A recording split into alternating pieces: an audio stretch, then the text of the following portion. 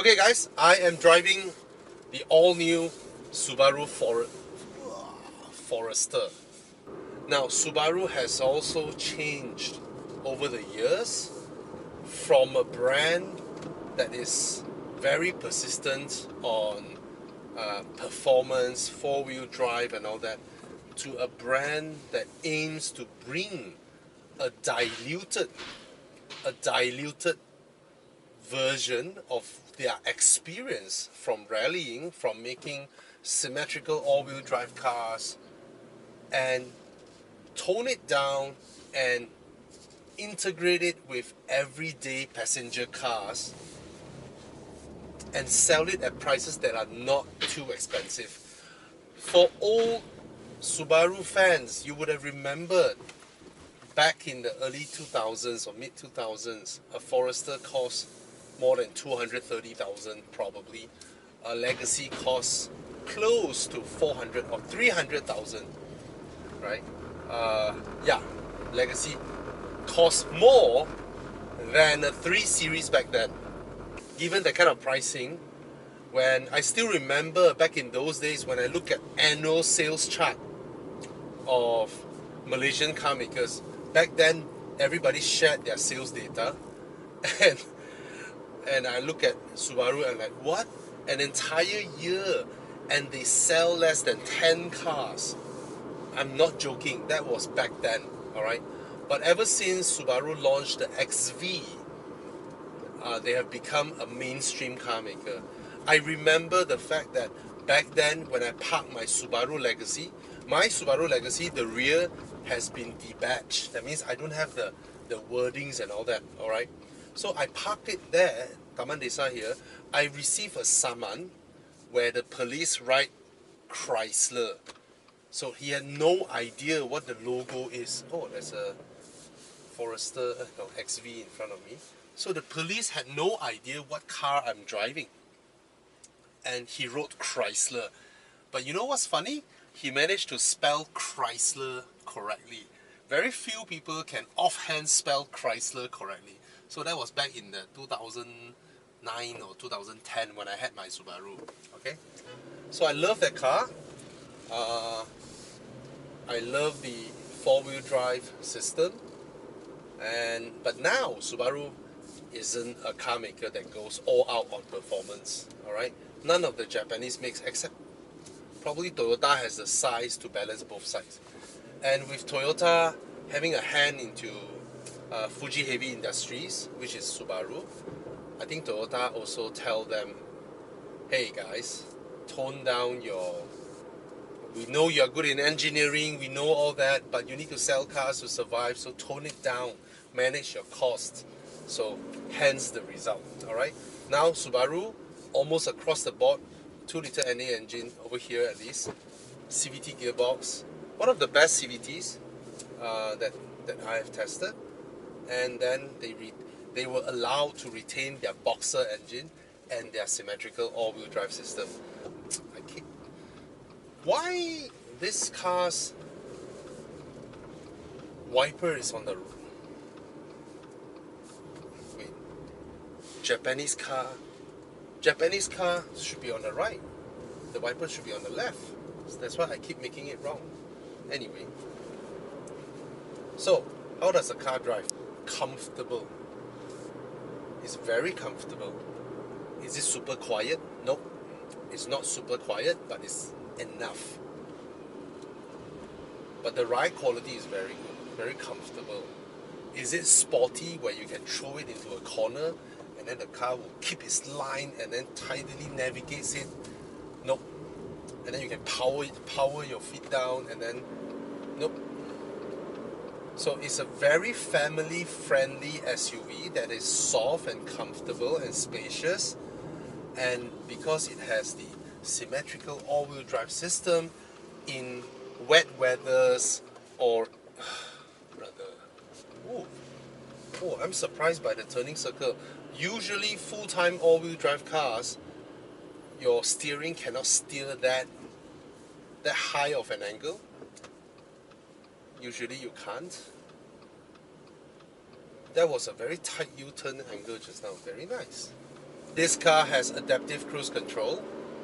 I think so. Turn it on. It's ready. Now it's okay. Wow, getting very close to that car. Can you steer yourself? Yes! Oh, it asked me to hold my steering wheel. So Subarus these days are not the Subarus of old. Back then they are very high in fuel consumption. Oh, so that's another full-time all-wheel drive car. As for Sportback. 150, 160 horsepower is not very fast for a big car, but it's enough. So by no means, don't don't buy a blue one and stick the yellow sticker 555 and all that. Colin McRae stuff. Okay, it has no correlation to that at all. And they have this X mode where it changes the traction control, snow dirt or snow mud, deep snow or mud. So that controls the traction of this car. Look at that. Very nice. For a full-time four-wheel drive car, usually the turning circle is very big.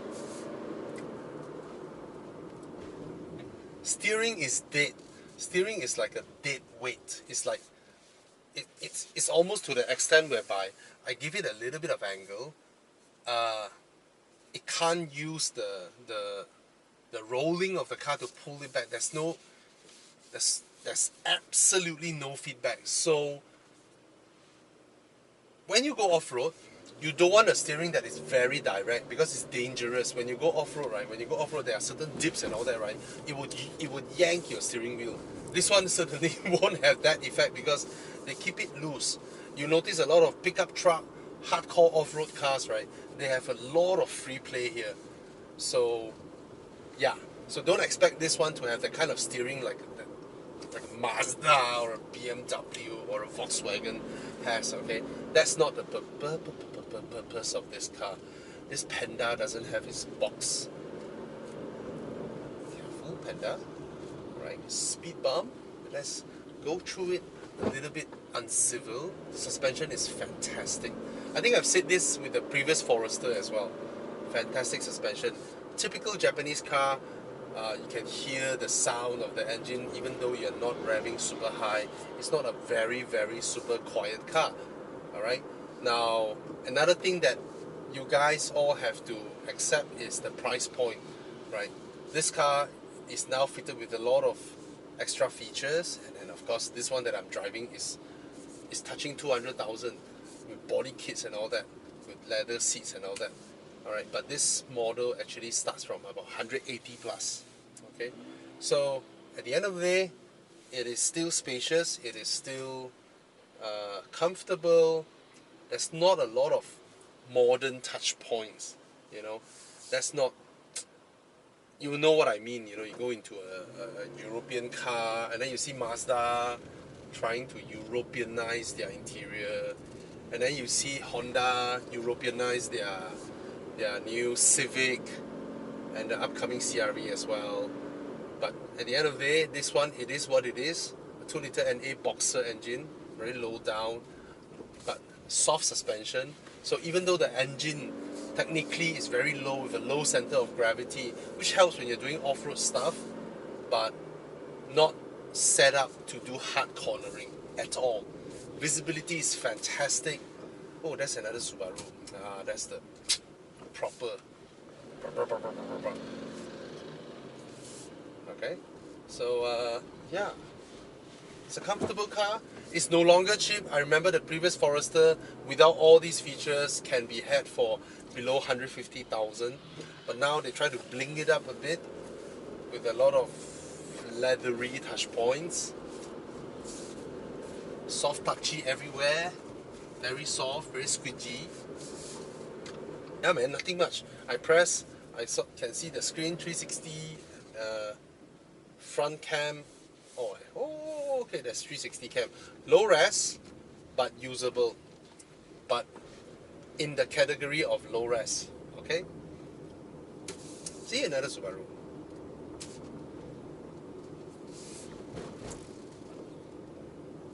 Oh, the chop all my trees. Still got one tree left for me to do my walk around. Alright, let's do my walk around video. So I came up with a term for Subaru back then. I call them mechanically premium, because instead of spending their money on all these fancy stuff, they spend their money on a boxer engine, which is more expensive to produce than a normal 4-cylinder engine.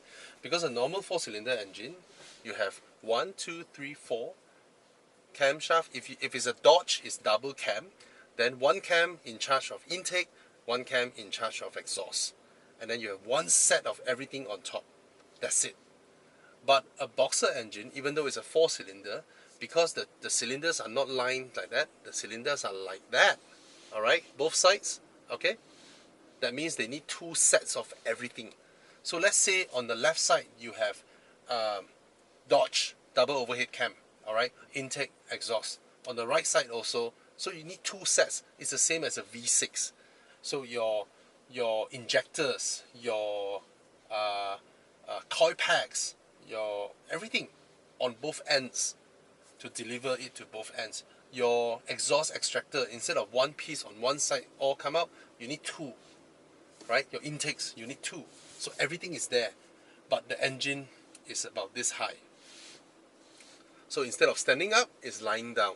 So it has a very low center of gravity. That means if you climb slopes and all that, right, you can be at a very extreme angle, and your engine that is in a normal 4-cylinder car that will tilt the weight balance like that, and then you'll be more stable. So this is the premise of a boxer engine.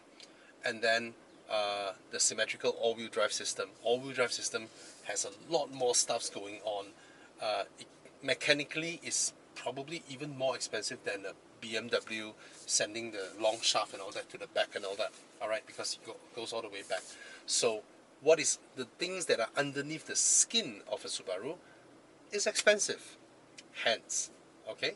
So those who buy Subarus, you will know that in the rain, in the mud and all that, you are taken care of well by mechanically superior undercarriage. Right? Now let's do the walk around of the car. Okay, so what is my verdict of the drive? It's not, when you're driving daily using it, it's like any car. It's just like any car. It's like a Corolla Cross or a CR-V. Alright? Does it handle as sharp as a CX-5? Nope, definitely not. But nobody drives. Okay, you have to think of it this way. They create a car like for a family user, a father or a mother, not a weekend Genting run car enthusiast. Alright? So it's for smooth driving, smooth usage, safe and all that. In fact, those of you who didn't know, at one point Subaru was known as the Volvo of Japan. Why? They were very, very, very early in focusing on safety features. Alright? A-pillar strength, crumple zones. In fact, Subaru is the first car maker that debuted automatic braking earlier than Volvo, earlier than Mercedes-Benz. They were the first. Subaru EyeSight debuted, the name that they gave to their auto braking feature. Subaru EyeSight came out in 2003. In the Subaru Legacy that I had last time, that was the generation where you can spec the EyeSight. Alright, they are at least 4 years ahead from Volvo's debut in the XC60. Alright, so yeah, I have confidence in Subaru's safety and their focus and their pragmatism. But of course, in terms of all these fancy stuff, they're not very good at it. But that is also an amicable part about their persistence, even though sometimes they need to follow the trend. But now under Toyota's group, not Toyota's group, Toyota being a shareholder, they have to realize that their old ways of making cars will just result in losing money, and then at the end of the day goes down, which is a pity because they mean something to the evolution of the car industry. This brand means something. Alright, let's do a walk around. Okay, cheers. Okay, Subaru Forester. This is the new Forester. They have massively updated it. I mean the front headlamps, and then some of the features, safety features and all that. Okay, and of course Malaysians accept it.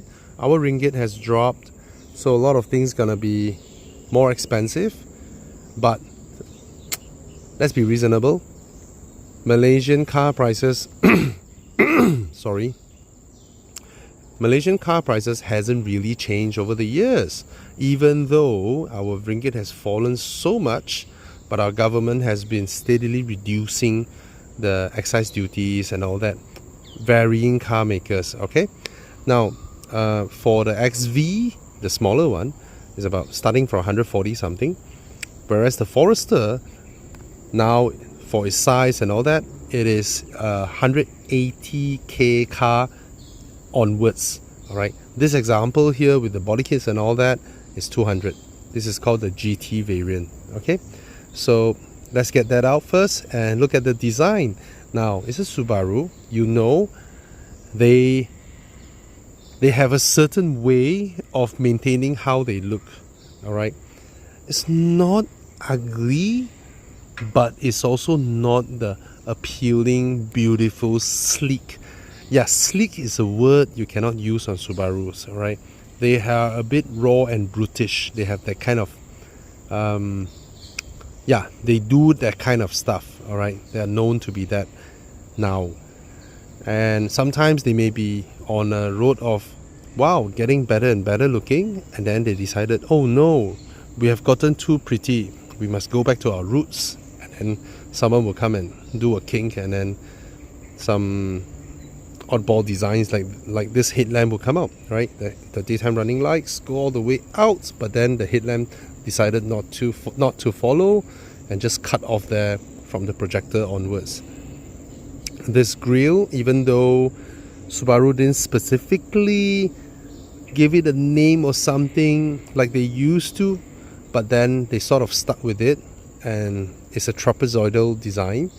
And then you have the stars, their logo, and these are huge.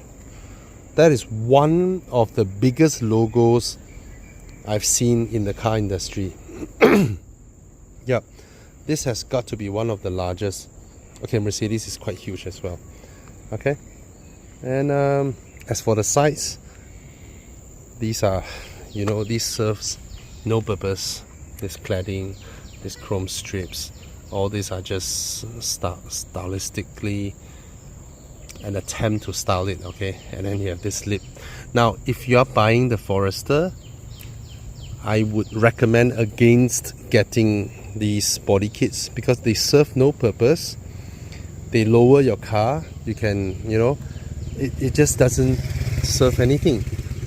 Alright, the side skirts as well. So I would say buy this car, but don't buy those body kits. Alright, they don't look fantastic, but some people like it. Some people just likes it. So I wouldn't. It's not a bad looking car.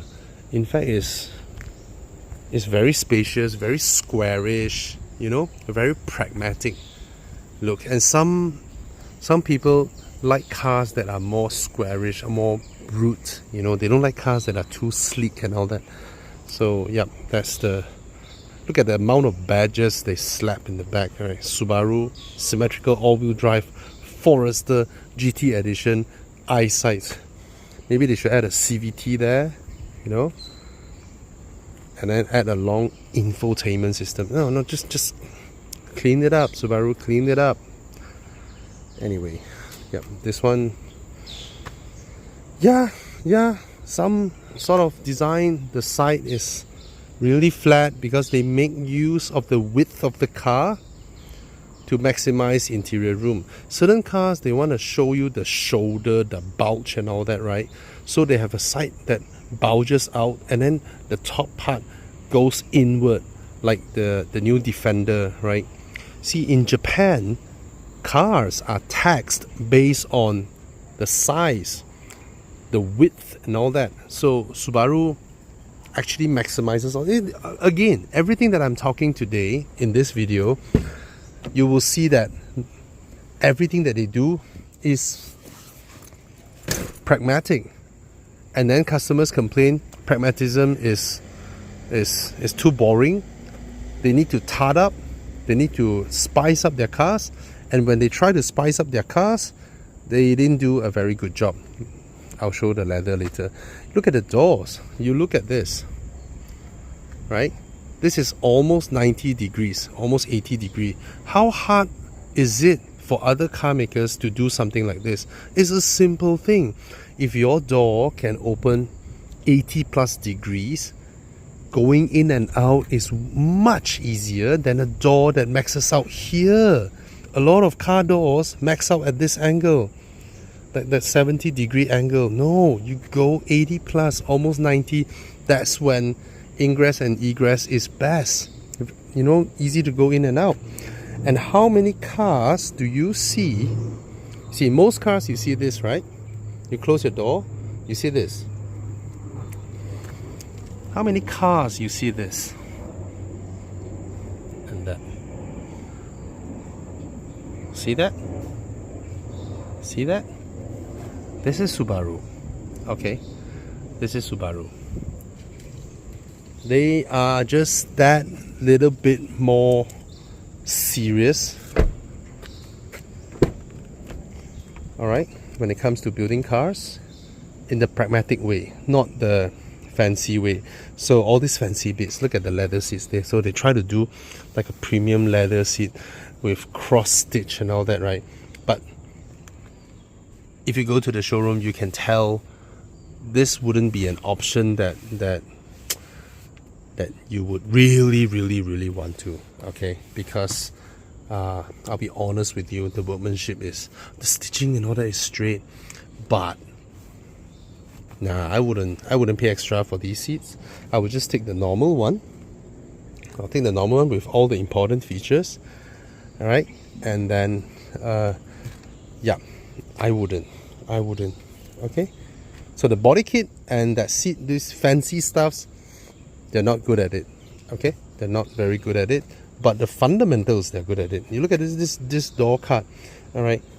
Huge place to put your bottles, and then you have enough room to place your other stuffs. Okay, a lot of door cuts, they don't prepare this place, but I have no idea why this one needs to be so bulgy. It's obvious it's empty behind. There's no reason to mold it to have such a huge bulge over here, because it takes away the space inside. Maybe they want you to feel comfortable by having this rest against your thigh, which I think, yeah, that's the case. Okay. As for the insides, is nothing is new. As in, nothing will surprise you that you, wow, something to discover. No, it's straightforward. You know, the car's important features is displayed there and there. This one is infotainment. They're not connected, so you can throw this whole thing out and install something you like. That's a good thing. A lot of cars cannot do that now, but then this one is probably linked to this as well. But this is just a control panel. But if it works with both your phones, everything works well, there's no need to upgrade it. All right, aircon physical controls are here. Decent buttonry, you know, fonts okay, clear, and this is a USB port, 12 volt socket, no wireless charging here. Even if they do wireless charging, you won't be able to fit because the molding of this is huge, really thick, this and this, right? They could have designed it to be more spacious here, but this platform has already aged. Right, this one you can remove, so it becomes a compartment, cup holder here, another compartment for your wallet, all this familiar Japanese car hard plastic stuff. Okay, shillings and all that. Yep, compartment inside. Hey, they put some effort. You see, they put some foam tipping there, so it's quieter. All right. Steering wheel is very nice to hold. Buttons are great to press. The buttons feel great. Right, these are, I call these button feedbacks like the BMW buttons, right? Because it's a very positive press, very nice. Okay, Let's come, nothing much. I don't expect a perfume dispersing thing here. Like, I say this, you see, sophistication and refinement is not Subaru's gameplay here. Now, the rear seats. My feet are size 11.5. I can comfortably rest them because they raise the rails up. Here you get extra pockets. Okay, now that's a good thing. But look at how the stitching goes. Oh my god. This is the same as the Camry, you know. The mismatch and all that is... don't spec this. Okay, you can buy those stuff from Taobao to have pockets. You don't need to pay so much for pockets. Okay, you get an aircon and then you have 2.1 amp USB ports at the back here. Headroom, very good headroom. You see, Subarus, they don't mix all this thing up. I mean, it's obvious when you design a car, right? You can sit someone there and say, okay, I need enough room. Okay, I need light. I need all this. Okay, those that are not needed, don't, you know. And you can see for yourself, the visibility inside here is really good actually. Very comfortable. No panel roof, no sunroof.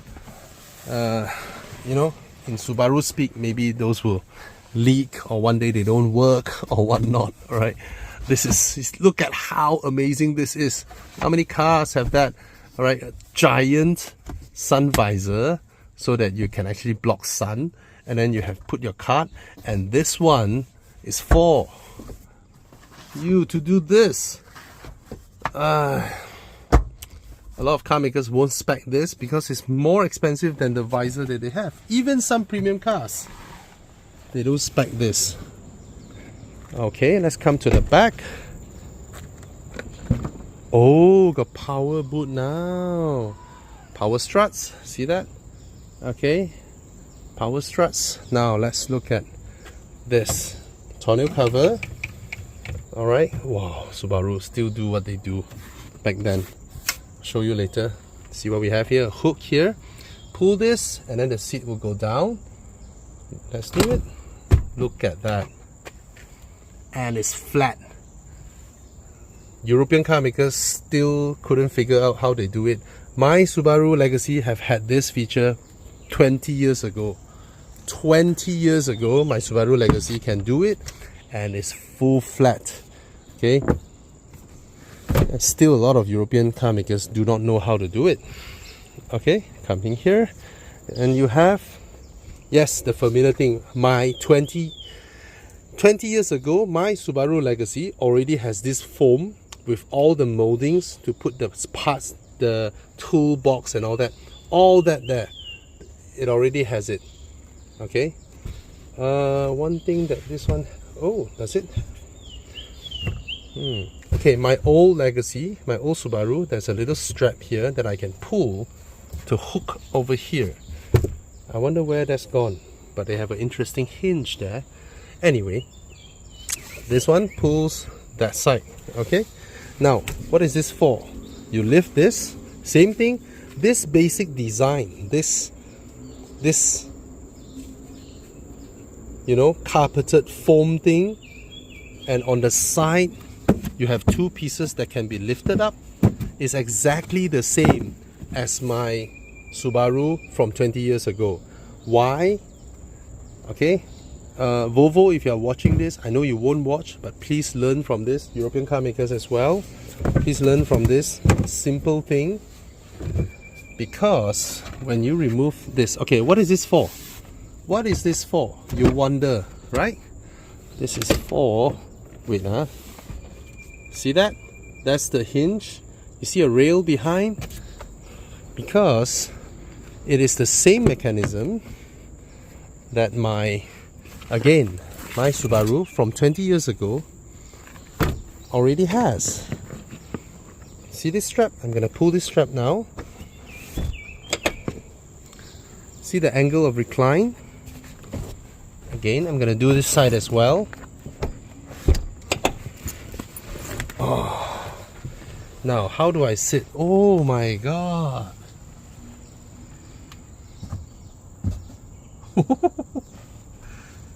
See?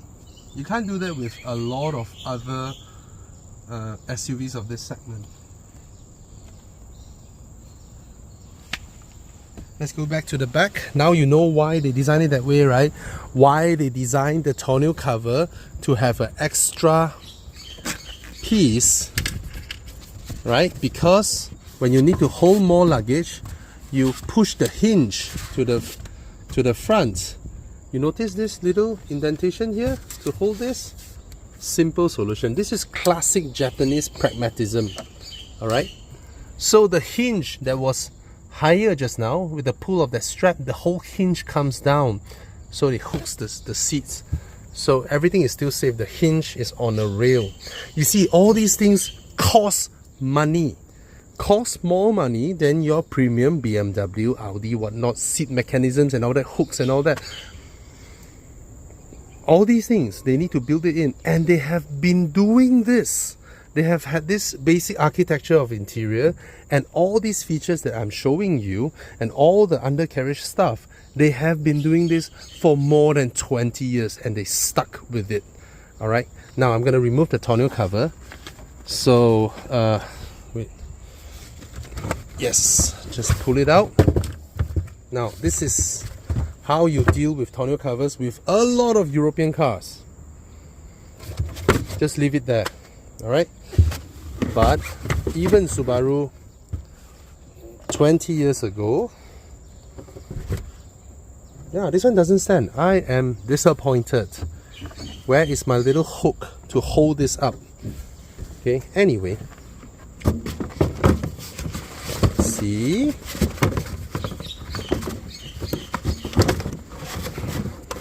did I got the angle wrong?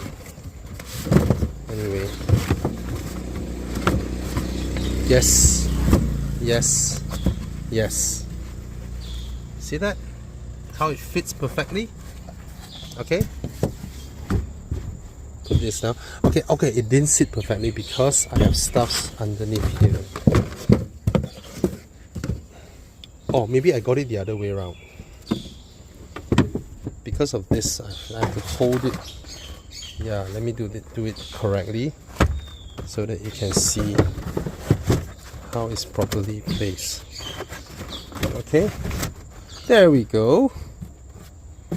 Yeah, my Subaru, again, from 20 years ago, already does all this.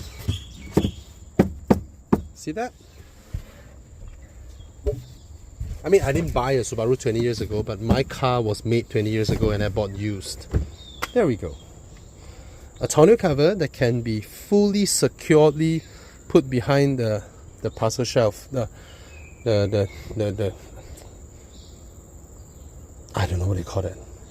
I lost that word term. Anyway, so that when you put your luggage and all that, alright? So again, beautiful. Oh, my bag is over there. Ah, that will show you how European cars do their folding mechanism. Yep. Okay, so I've always had a special understanding and liking of Subarus because I've owned one. I know a lot of things are laughable. You know how they stitch the leather, how they design their body kits. All these are laughable, but there are merits to these car makers and the stuffs they do. All right, I don't expect something fancy here. You see? Oh, okay. This is out of expectation. See, suddenly they have something fancy here. Ooh, let's put gloss black and chrome. You know, to tart it up. And then a very shallow cup holder where your cups will fall. That's Subaru for you. Alright, so yep, this is the Forester. Not cheap, but not expensive either. Only expensive if you compare to the previous pricing and previous stuff. Okay, overall, I see people buy Forester. I never shake my head. Okay, it is not a car that it is not a car that I, as a car reviewer, would say you bought the wrong car. It is not. Okay? It's just that it's no longer as affordable as it used to be. Alright? Cheers.